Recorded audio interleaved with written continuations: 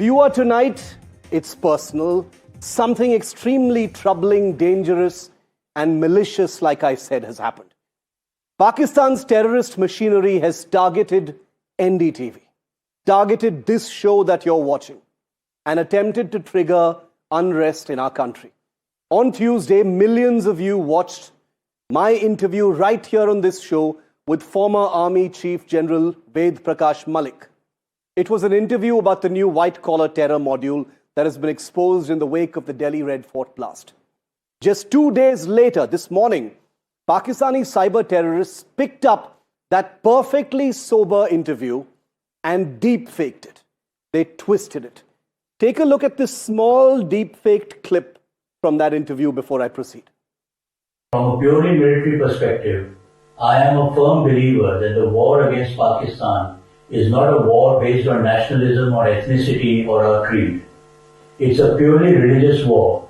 They transformed a serious discussion into a piece of poisonous propaganda designed to rip open India's most secular, most apolitical, most diverse institution. That's right, the Indian Army. And you just heard a former army chief deep-faked into saying that India was fighting a religious war with Pakistan.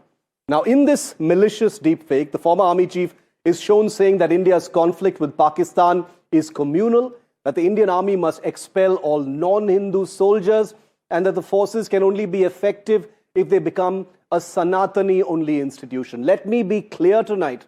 Every word of this, you know this well, is a complete lie, a deliberate, manufactured surgical lie. But like you just heard in the clip, and I will show you the whole thing in just a moment, it's a deepfake, AI-generated, doctored clip crafted with frightening precision.